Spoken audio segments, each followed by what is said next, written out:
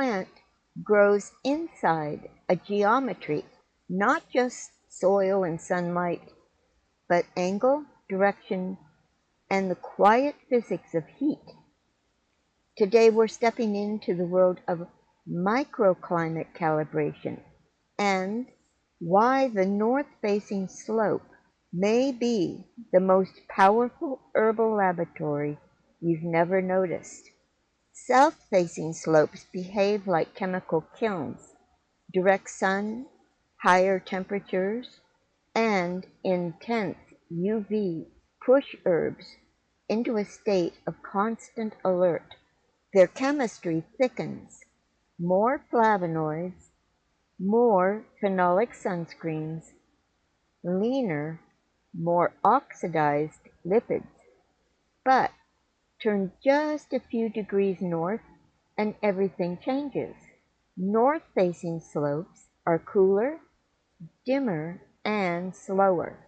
Plants here build complexity instead of armor, membrane-stabilizing lipids, nuanced galactolipids, and antioxidant systems tuned for longevity rather than emergency. And in 2026, satellite thermal mapping finally confirmed what foragers have felt for generations. Slope inclination dictates ultraviolet stress. Steep south faces burn hotter, shallow north hollows stay cool and dew-rich. Aspect isn't a detail, it's a climate instrument. Inside the leaf, light direction acts like a digital switch. Hard, direct photons flip on stress chemistry. Angled diffuse light flips on storage, communication, and subtle metabolic pathways. Cooler northern temperatures force plants to engineer their own warmth. Cold stiffens membranes, so plants thicken them, remodeling glycerolipids, sphingolipids, and phytosterols to keep cellular life flexible. One of the most elegant tricks is the shift from saturated to unsaturated fatty acids. Unsaturated chains kink. They refuse to pack tightly. They act like biological antifreeze.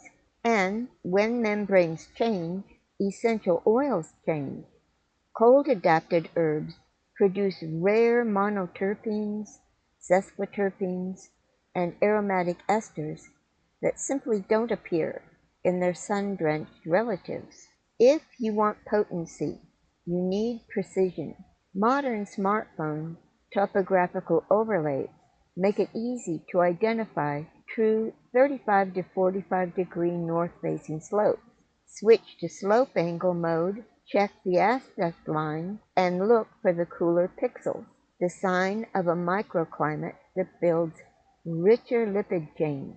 And in August of 2026, with heat waves rewriting mountain soil chemistry, harvest windows have shifted.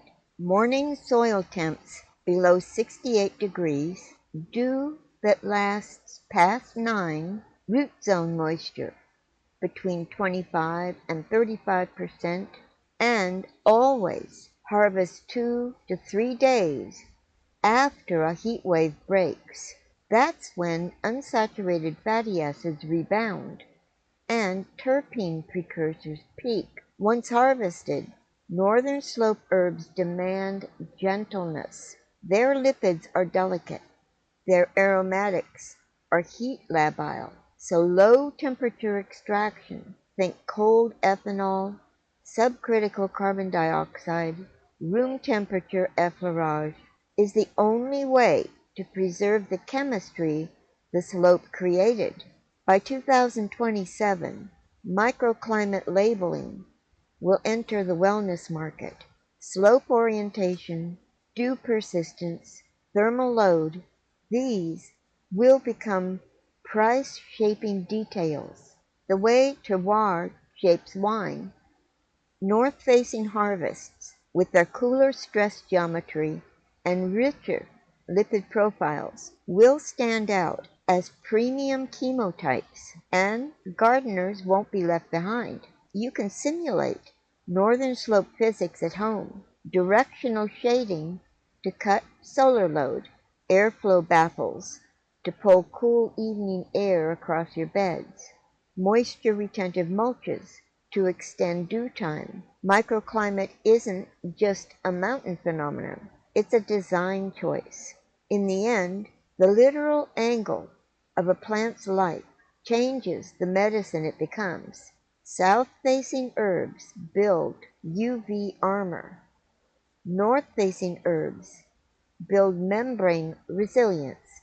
Two strategies, two chemistries, two different medicines. So when you understand slope geometry, you stop harvesting plants and you start harvesting microclimates. And that's the future of hyperlocal herbalism.